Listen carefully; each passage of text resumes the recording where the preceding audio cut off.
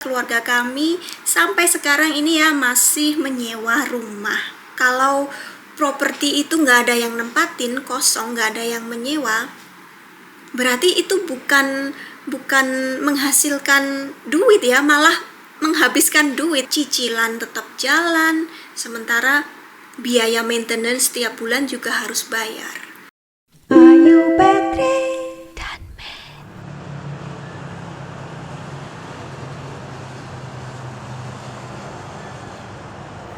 Hai guys, halo semuanya, apa kabar? Kali ini saya bisa update lagi. Untuk teman-teman yang baru gabung di channel ini, kita kenalan dulu. Nama saya Ayu, pernah tinggal di Hongaria selama 10 tahun, di Singapura selama 9 tahun, kemudian sekarang kami sudah menetap di Malaysia selama hampir 3 tahun. Keluarga kami sampai sekarang ini ya masih menyewa rumah. Tapi akhirnya beberapa minggu yang lalu kami bisa membeli rumah untuk pertama kalinya. Dan mungkin itu yang akan saya share juga, karena dari dulu kalau saya ditanya ya sering kan teman-teman tanya, Mbak Ayu kenapa nggak beli rumah saja, itu kan lebih murah, lebih ngirit gitu.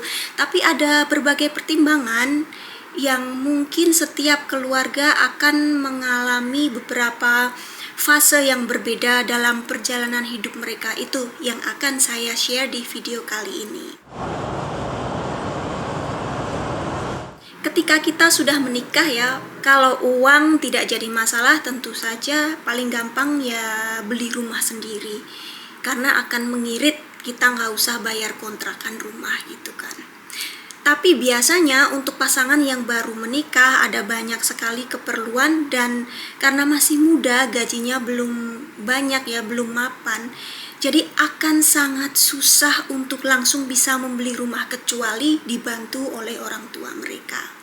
Jadi banyak pasangan yang baru menikah akan mengontrak rumah, seperti juga yang terjadi pada saya dan suami tahun 2005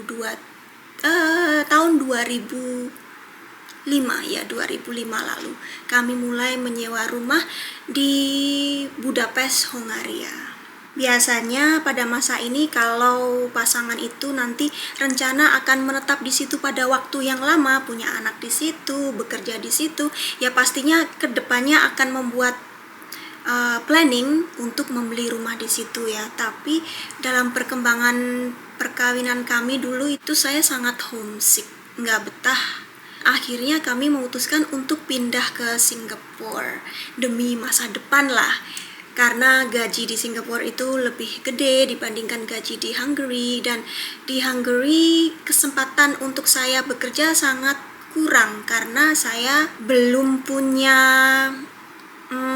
skill, kemampuan berbahasa Hongaria yang bagus ya. Saya bisa untuk ngomong bahasa Hongaria ya, kadang saya ditanya, ada yang salah paham gitu, Mbak Ayu kenapa nggak mau belajar bahasa Hongaria? Loh, saya mau dan saya belajar. Bahkan saya kursus intensif dengan ibu mertua karena tinggal serumah dengan beliau selama 1 tahun, dan hasilnya saya bisa berkomunikasi dalam percakapan sehari-hari gitu. Kalau saya dilepas keluar beli belanja ke pasar atau ke toko, ke restoran gitu, saya bisa. Tapi untuk bahasa yang baku, bahasa yang terpelajar gitu, saya nggak bisa. Jadi kalau saya mau kerja di kantor, karena sebenarnya kan saya penerjemah bahasa Inggris, bahasa Indonesia atau sebaliknya gitu. Jadi kalau untuk menerjemahkan karya tulis dari bahasa Inggris ke bahasa Hongaria, saya nggak bisa. Kalaupun mau bekerja di sana, ya mungkin bekerja sebagai pekerja non skill gitu mungkin ya, tapi suami saya nggak bolehin saya kerja seperti itu. Jadi akhirnya kami memutuskan pindah ke Singapura. Di situ saya bisa kerja, dia pun bisa kerja, dari situ kita bisa menabung.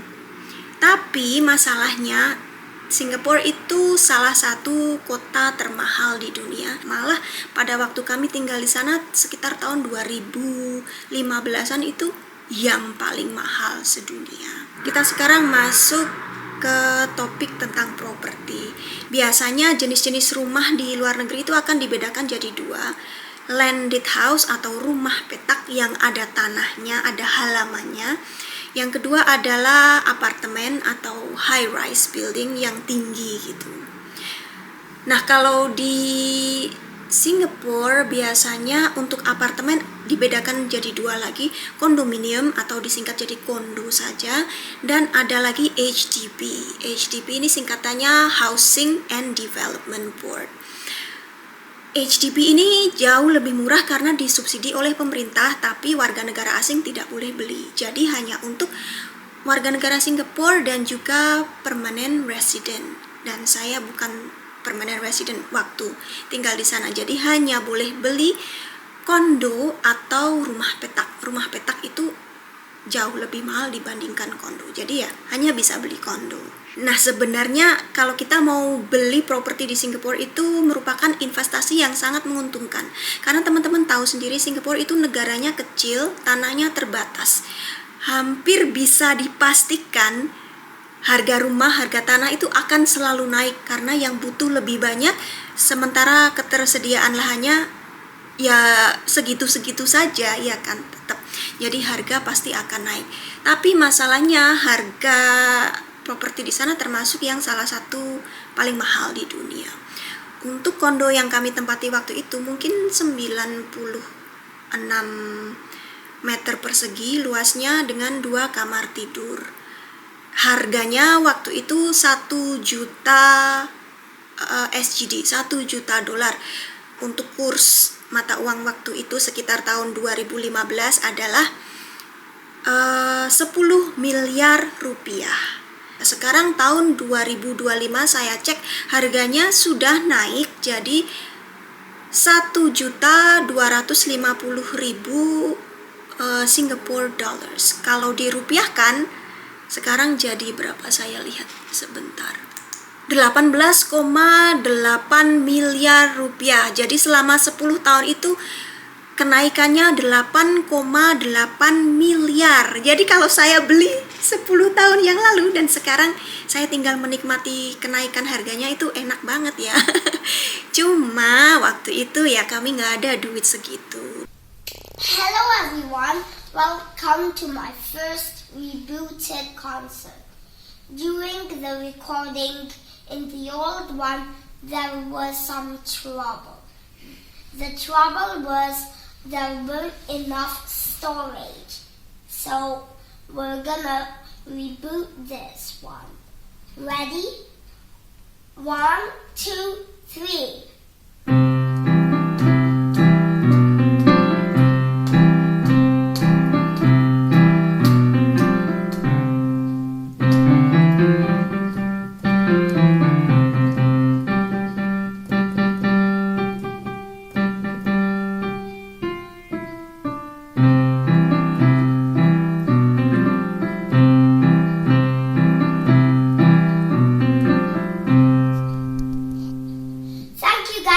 Watching. I hope you give it a like and please post a comment. It really fills my heart. And don't forget don't forget that I'll come back to you really soon. Goodbye, goodbye viewers. Hope to see you again next time in my second rebooted concert. Akhirnya kami memutuskan lagi untuk balik kampung ke Hongaria, ke Hungary tahun 2015.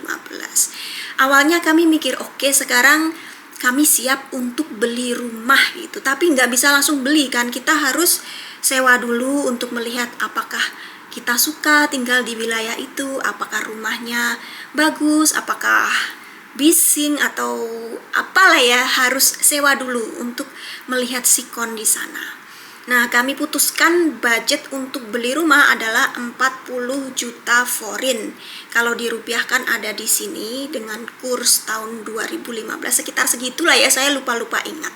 Karena kami baru tinggal di sana, kami harus beli furniture karena di rumah kontrakan itu kosong. Nggak ada furniturnya. Kami beli sofa, beli bed, beli semuanya. Jadi kan duit kita berkurang ya. Terus tunggu lagi, menunda.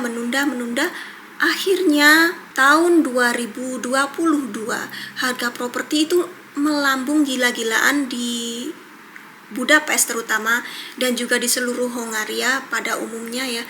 Katanya merupakan kenaikan rumah kenaikan harga properti paling tinggi di dunia waktu itu.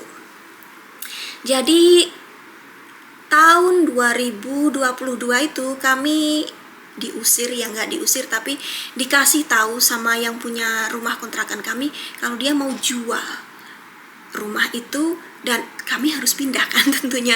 Dan rumah itu terjual dengan harga 250 juta foreign teman-teman di tahun 2022. Padahal awalnya budget kami hanya 40 juta, jadi nggak kebeli. Kalau dipikir itu cuma 3 tahun yang lalu, tapi harga properti di sana sekarang makin naik lagi. Jadi kayak kami nggak punya masa depan di sana, mau beli rumah harus investasi duit lebih banyak lagi lah yang jelas. Itu ditambah ada perang Ukraina Rusia ya kemarin itu, sampai sekarang masih belum selesai juga. Dan juga memang kami sekeluarga lebih suka tinggal di negara tropis. Akhirnya kami memutuskan untuk pindah ke Malaysia. Kalau memungkinkan mau beli rumah di sini juga, tapi sekali lagi nggak mungkin kita langsung beli karena kita belum tahu situasi kondisi di sini. Jadi selama 3 tahun ini sampai sekarang juga kami menyewa rumah di daerah Monkiara di Kuala Lumpur sambil mikir-mikir gitu, kira-kira bisa nggak keluarga kami tinggal di sini dalam waktu yang lama. Dan juga kami harus mencari tahu gimana hukumnya untuk warga asing untuk membeli properti di sini. Jadi kalau saya lihat sistemnya hampir mirip dengan di Singapura meskipun nggak sama persis. Jadi rumah di sini bisa dikatakan terbagi menjadi 2, rumah petak atau landed house dan juga high rise atau apartemen itu tadi. Apartemen bisa dibagi menjadi 2, rumah mampu milik dan kondominium alias kondo. Seperti HDB di Singapura, rumah mampu milik ini khusus untuk warga negara Malaysia. Jadi kita hanya boleh beli rumah petak atau kondo. Dan karena Ayah Matt lebih suka tinggal di apartemen setelah kemarin di Hongaria tinggal di rumah petak ya, susah sekali, maintenance-nya lebih banyak, butuh duit untuk cari tukang kebun, bersihin rumput dan lain sebagainya kayak itu. Dia memang nggak hobi ya, saya sendiri juga nggak hobi. Jadi kami putuskan untuk membeli 1 unit kondo. Sekedar info dulu, kalau di Indonesia kan pembagian daerahnya ada provinsi. Kalau di Malaysia namanya bukan provinsi tapi state alias negara bagian, seperti di Amerika Serikat begitu ya. Dan di setiap state ini hukumnya beda-beda. Jadi di KL dengan di luar KL, di Selangor misalnya itu sudah beda. Untuk saya fokuskan sesuai dengan aturan yang ada di KL, di Kuala Lumpur, karena saya tinggal di sini. Salah satu alasan yang paling menarik untuk warga asing membeli rumah di Malaysia adalah karena kita boleh membeli rumah dengan hak milik dan akan berlaku selama-lamanya. Kalau di Singapura ada aturannya ya 99 tahun. Ada juga yang berlaku untuk selamanya tapi sangat terbatas. Saya beberapa kali pindah kondo, semuanya terbatas 99 tahun saja. Nah, di sini saya melihat beberapa kondo semuanya freehold alias akan jadi hak milik kita selamanya. Itu sangat menarik. Cuma satu yang harus diingat di Kuala Lumpur, aturannya batas minimal untuk membeli rumah bagi WNA, bagi warga asing adalah 1 juta ringgit. Kita nggak boleh beli harga di bawahnya tapi boleh beli di atasnya. Nah, kalau kita balik dengan harga apartemen kami di Singapura tadi mirip juga 1 juta, tapi mata uangnya beda. 1 juta Singapore dollars dengan 1 juta ringgit. Kalau dirupiahkan kelihatan sekali jauh lebih terjangkau di sini. Jadi kalau dulu masih muda, masih banyak tenaga, belum terlalu banyak pikiran ya, masih bersemangat, kalau kontrakan habis tinggal cari rumah baru, pindah lagi gitu. Seperti dulu kami pindahan waktu Matt masih bayi. Saya habis operasi sesar ya, tapi masih juga bisa angkut-angkut. Padahal di rumah baru kami, bed belum datang, udah pesan tapi belum datang, sofa belum datang, jadi kosong melompong. Ya sudah, kami punya selimut seperti ini. Selimut ini dibuka di lantai, kami tidur di atas selimut. Seperti itu. dan nggak mikir terlalu panjang lah ya mungkin waktu itu kami. Kalau sekarang setelah 22 tahun itu lama-lama capek guys. Kalau harus begitu terus, ada anxiety bahasa Indonesianya apa? Kayak panik gitu, begitu kontrakan mau habis, takut nanti harganya dinaikkan, kita harus cepet-cepet cari rumah dan itu harus disesuaikan. Kalau kita sewa rumah baru dengan tanggal masuk yang lebih awal, ada satu saat di mana kita harus bayar sewa double, rumah lama dan rumah baru. Itu pokoknya harus bener-bener sinkronisasi, itu agak susah ya kalau sering-sering begitu. Terus belum lagi ngurusin surat-surat, pindah nama. Pokoknya butuh beberapa bulan sampai kita bisa settle di rumah yang baru. Jadi kadang menyewa rumah ya 2 tahun, 3 tahun itu nggak berasa, tahu-tahu sudah harus pindah saja. Ya itu menambah beban pikiran itu tadi teman-teman. Bahkan saya pernah baca ada riset yang menyatakan bahwa orang yang terlalu sering menyewa rumah, nggak punya rumah sendiri, itu usia mereka akan lebih tua daripada orang yang punya rumah. Katanya sih begitu, tapi saya makin tua sekarang juga makin merasa kok capek ya lama-lama menyewa rumah terus. Kemarin rumah ini juga sama, sudah 15 tahun kan. Semua AC di dalam rumah ini dipasang dari ketika rumah ini baru gitu, jadi umurnya sama. Beberapa bulan yang lalu tiba-tiba ini rusak. Saya udah telepon ke pemilik rumah yang kebetulan baik hati banget, minta maaf, tahu-tahu AC rusak. Beliau juga langsung ganti, nggak pakai tanya-tanya emangnya kamu rusakin atau gimana. Kami selalu servis tepat waktu, maintenance bagus, tapi ya memang sudah tua 15 tahun. Belum lama, beberapa minggu kemudian AC yang sebelah juga rusak lagi. Terpaksa saya telepon pemilik rumah, itu saya merasa bersalah gitu, takut nanti dituduh merusakkan AC, tapi ternyata beliau juga nggak apa-apa, sudah waktunya ganti. Cuma saya sendiri yang mikir nggak enak hati gitu. Kalau ini rumah saya sendiri, ini mau rusak, ini mau apa, ya sudah, ini punya sendiri gitu. Kalau nggak punya duit, nggak mau ganti, ya sudah, itu rumah sendiri, kayak gitulah. Kemudian kalau secara matematika sebenarnya beli rumah itu nggak berarti selalu menguntungkan. Ini juga yang saya pegang sampai lama, makanya dulu saya itu mikir lama banget sampai mau beli rumah. Ada banyak faktor.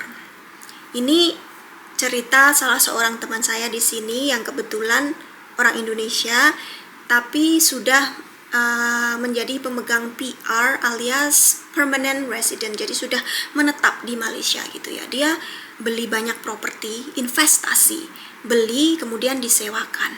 Kalau properti itu nggak ada yang nempatin, kosong, nggak ada yang menyewa, berarti itu bukan menghasilkan duit ya, malah menghabiskan duit, karena dia belinya itu pakai pinjaman di bank. Kalau nggak ada penyewa, cicilan tetap jalan, sementara biaya maintenance setiap bulan juga harus bayar. Jadi sewa rumah terpaksa dia turunkan jadi 4.000 ringgit per bulan. Akhirnya laku dengan harga 4.000 ringgit per bulan itu tadi. Tapi ternyata cicilan di bank itu 4.200 ringgit per bulannya, jadi kan masih nombok. Padahal duit 1 juta ini tahun kemarin ya, sekarang sudah ganti lagi, namanya juga investasi. Tahun kemarin saya hitung-hitung dengan Ayamet, duit 1 juta ringgit kalau kita masukkan ke fixed deposit, mata uang asing. Fixed deposit itu apa ya bahasa Indonesianya? Deposit jangka panjang mungkin. Itu bunganya sekitar 5% per tahun. Dan itu kita nggak usah cari penyewa, duitnya masuk terus gitu ya.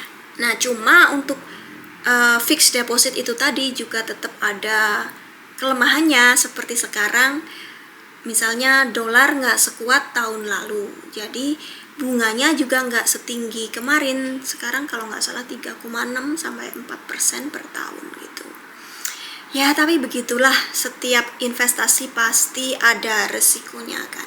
Kalau untuk kami pada tahapan ini membeli rumah itu bukannya investasi, tapi kami hanya pengen punya tempat berteduh guys, punya tempat yang bisa kita panggil rumah gitu.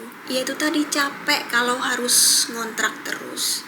Yang kalau punya rumah sendiri kita nggak harus paranoid lagi, misalnya harga kontrakan naik atau rumah mau dijual, seperti kontrakan kami di Hongaria kan tiba-tiba kami diusir gitu, itu susah juga. Atau AC rusak, ya sudah, itu AC kami sendiri, kondisinya juga mungkin nggak terlalu bagus, tapi kalau sudah punya kita sendiri kan, kalau ada duit tinggal direnovasi saja. Dan di Malaysia ini sejauh ini kami sangat betah, sangat berterima kasih karena diterima dengan tangan terbuka. Matt juga sudah betah banget di sekolah ini dan kayaknya dia nggak bakalan mau pada titik ini untuk diajak pindah ke sekolah lain karena sudah betah, sudah suka dengan teman-temannya. Jadi untuk teman-teman yang mungkin juga sedang dalam tahapan mulai berpikir mau beli rumah atau masih menyewa, itu semuanya akan berubah pada masanya. Jadi teman-teman silahkan dipikir lagi, dipertimbangkan lagi mana yang paling sesuai dengan kondisi teman-teman sekeluarga. Yang pasti yang paling cocok untuk teman-teman bisa jadi berbeda dengan keluarga lainnya. Jadi nggak usah patah semangat kalau keputusan yang teman-teman ambil tidak sama dengan keputusan orang-orang di sekitar. Karena yang tahu kondisi kita adalah kita sendiri. Jadi terima kasih untuk teman-teman yang sudah menonton. Sampai ketemu di video berikutnya. Bye-bye.